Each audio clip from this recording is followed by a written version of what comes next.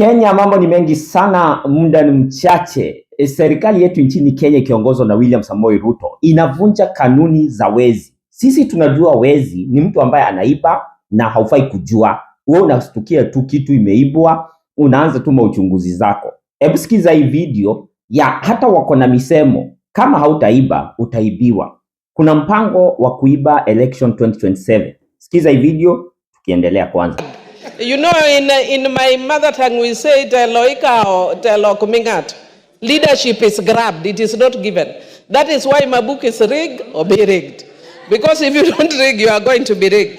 Asanteni sana na karibuni sana. Kwa majina yangu naitwa Kip Zakari. Kenya mambo ni mengi sana, muda ni mchache, na kama ni mara yako ya kwanza kabisa kufika hapa siku ya leo, mtazamaji mwenzangu, na kuomba uweze kusubscribe, like and share. Inapoenda kuwekea video kama hizi za kisiasa, unakuwa kwanza kabisa kupopin na kupata uhondo wa siasa zetu nchini Kenya, Afrika na dunia nzima, bila kuegemea saidi yote, ukabila, siasa wala dini. Yes, kama utarigiwa. Hebu imagine unaambiwa tu live, kama hatutaiba nyinyi ndio mtatuibia. So hiyo ndio tunaongojea 2027. Lakini Kenya imekuwa ni nchi ambayo haieleweki. Yaani unakuta hata masomo kitu haujaingia hata shule. Mtu kama Oscar Sudi kufika standard 2 anapata degree na anapata hata hizo madiploma na anaitwa mpaka engineer. Hebu imagine, anapatiwa zile title ambazo mtoto wa kawaida wa maskini pahali amesoma wameuza ng'ombe ili aende asome apate cheo kama kile. Sasa nikuulize, kwa bunge unafikiri ati hiyo ni kitu ati ni big deal? Kitu ambayo wanafaa kudiscuss jinsi ambavyo wanafaa kufunga zile mashule, jinsi ambavyo wanafaa kudiscuss wale watu washikwe. Wao wana impress na kumake fun. Watch this video. You saw the other day in Eldoret, there was a university that gave honorary degrees of PhDs and people were in goals. How do you know those people speak English?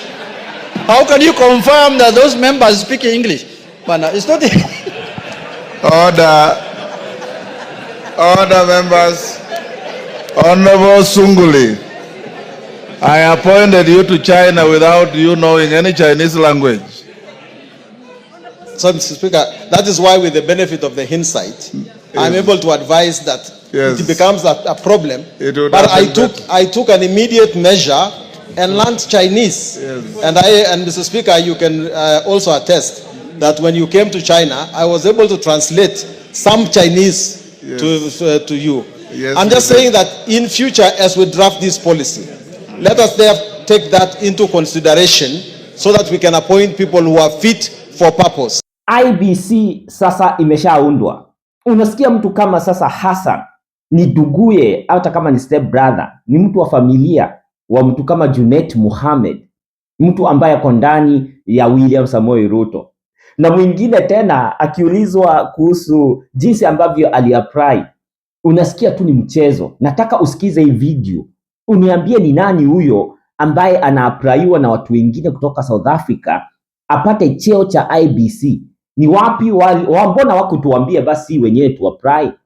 Yeye tu ndio alipata akiwa tu South Africa. Nataka usikize hii video na hapo ndio utajua ya kwamba Gachagau alisema itakuwa ni kama ile Christmas. Sikiza hii video. I saw my name in the newspapers that have been shortlisted. I honored so it is not you who applied. I submitted the documents. I signed. I think that's very important. Yes. Are you saying you did not submit your own application for this position? Alright, Kisito, the one who photocopies for me. So I found everything and I asked them to submit once everything was in order. So they submitted the documents for you? They just submitted the documents. You had applied yourself, you had signed the documents, etc. Yes. So, let's carry on. Actually, I have a copy of my application. No problem. My documents. Okay. So let's move on to the process. Yeah. Actually, basically all these conspiracy theories around maybe being pushed around by certain interest groups to apply. I just wanted, for the record, for Kenyans to know that ordinary Kenyans are equally concerned and they felt maybe they can add it to apply. So I went through interviews, they were televised. I gave my account for why I should be considered for this position, and I think the rest of the process proceeded as per the law that governs recommendation, nomination, and that's why I am here, Honorable Chair. So I would like to raise that matter at that point, and then to proceed to answer other questions, including the warning that 2027 might be a bloodshed if and when we as IEBC mess around with the people's votes. I think, Honorable Chair, this is a very uncomfortable discussion, but also very necessary, because those of us who have been in this country long enough, we know what we have gone through from 1992. At least that one I can recall. I'm sure most of you were there, maybe 1988, and participated in these processes. We've had a pattern where every election has had some incidences of violence. And of course, in 2007, we completely lapsed into a crisis of such big proportion and magnitude that a repeat of such a scenario would not be something that we would wish for this country. So as IEBC, we will work very hard with other stakeholders, including the security agencies. We would work with the National Cohesion and Integration Commission. We will work with partners in civil society, the media, to ensure that as we move towards this 2027, that we will put in place measures to prevent electoral-related violence. And Honorable Chair, during my tenure and my work at UNDP, most of the work that I did was around the recovery from the 2007 post-election and working with national government institutions, including the IEBC, for programs that ensured that we had the 2010 referendum that went peaceful, the 2012-2013 campaigns and the subsequent elections went successfully. And there are those specific measures that we put in place that, given this opportunity, I'll be able to bring to the IEBC and to the nation, so that then we work on electoral violence prevention. We can have a robust program on that. Just before you go on, Honorable Karemba, you had some writer to put to that very fast?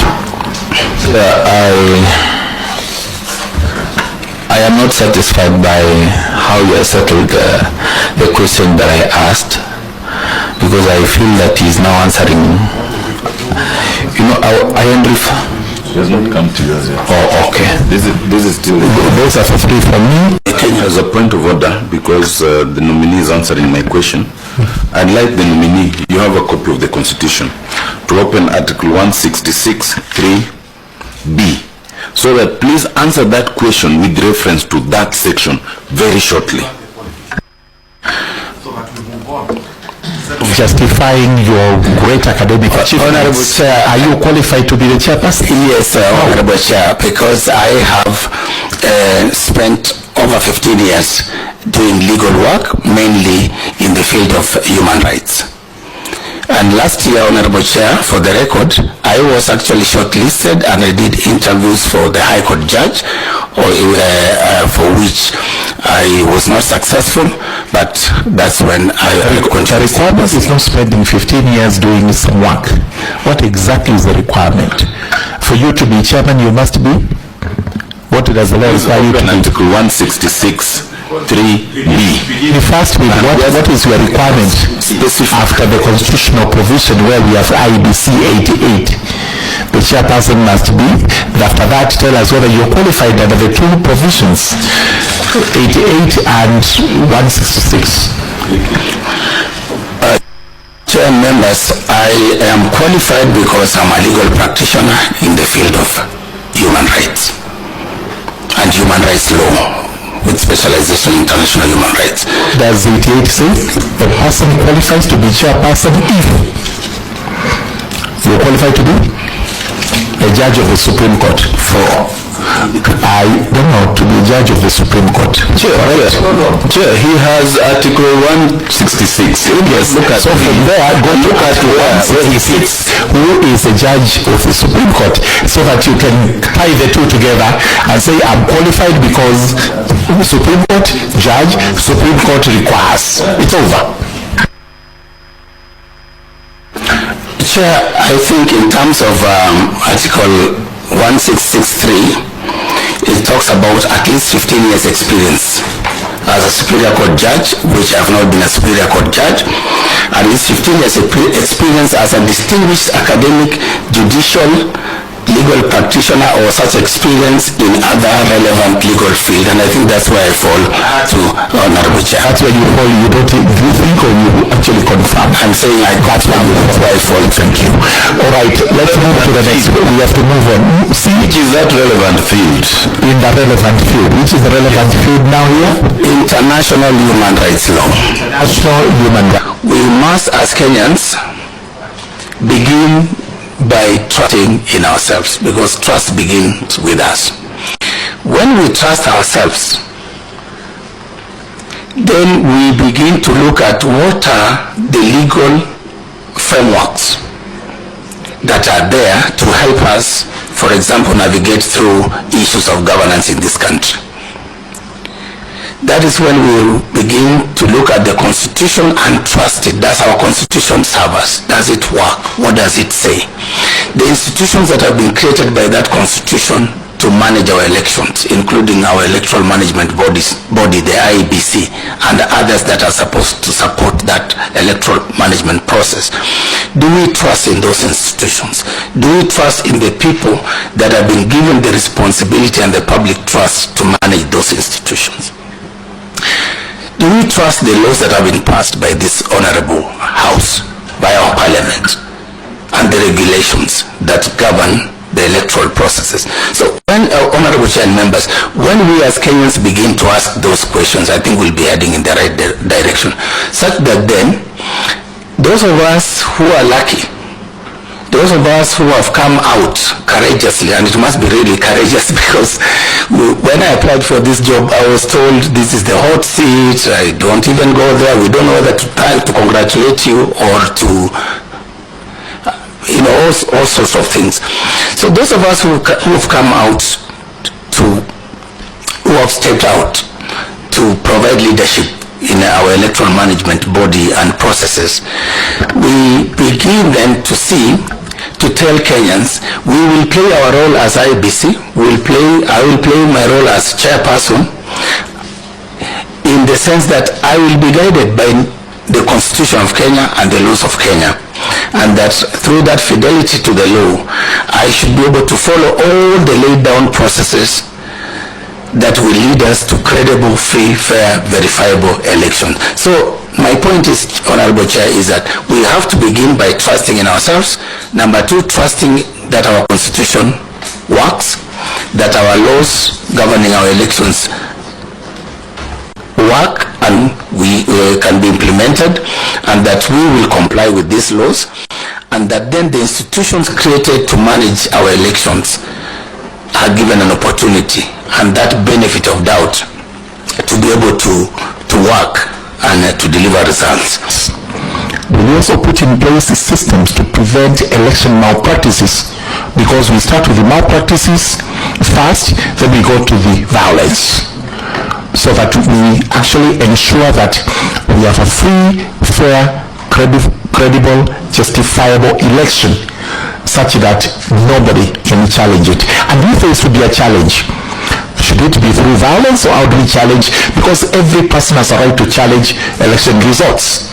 With written violence, or how do we challenge when there is grievances regarding an election? Okay, thank you. Yes, on that. One, he mentioned of having been pushed by even Babas to apply. Has he fully disclosed who others pushed him to apply? Number two, he has again mentioned that he lives in Joburg. Can the nominee assure Kenyans that if he assumes his position, he will not banco an election and take his comfort in Joburg, because Kenyans have no other place to go? Thank you. Chairman, mine is just as a point of order. Chairman, you gave the nominee 20 minutes to answer. Only on on your questions, we are now, I think we've taken 9 minutes. Let me be faster. I'll bet you it's faster than that. First and foremost, quickly, in one sentence each, defray the fears we have, then we move on to the questions substantive that were asked. They are not as elaborate as we're making it. Yeah, okay. We're just being a little bit prolonging. Okay. I don't want to use that other one we use in law. Let's just prolonging. Thank you. Thank you. I think what I need to assure the committee and the nation at large is that once confirmed as chair, and I take that oath of office, the moment I take that oath of office, I will know I have crossed just from being a mere citizen, enjoying rights in this country, but I will immediately become a duty bearer as the chairperson of the IEBC. And as a duty bearer, it's my responsibility to ensure that this country has free, fair, transparent, credible, but more importantly, peaceful elections. And through that, I know, Chair, our election is highly regulated. From the constitutional provisions to the legislative provisions to regulations, there is an elaborate process through which we conduct our elections. And as the new chair and commission, we will ensure that internally we put our house in order. That if there are any challenges that the post-election evaluation report identifies, if there are any challenges that our partners and stakeholders, for example, through the political parties liaison committee, if there are those challenges that they identify, it's our responsibility as duty bearers to put in place measures to rectify those, so that then we perfect our system. Chair, also, in terms of those incidences of malpractices that sometimes make the system appear not to be working, I think Kenyans, I would ask us to trust that in this new IEBC, when we identify cases of malpractices, we should be able to punish those cases. Asanteni sana na karibuni sana. Kwa majina yangu naitwa Zachary. Kenya mambo ni mengi sana, muda ni mchache, na kama ni mara yako ya kwanza kabisa kufika hapa siku ya leo, mtazamaji mwenzangu, na kuomba uweze kusubscribe, like and share. Inapoenda kuwekea video kama hizi za kisiasa, unakuwa kwanza kabisa kupopin na kupata uhondo wa siasa zetu nchini Kenya, Afrika na dunia nzima, bila kuegemea side yote, ukabila, siasa wala dini.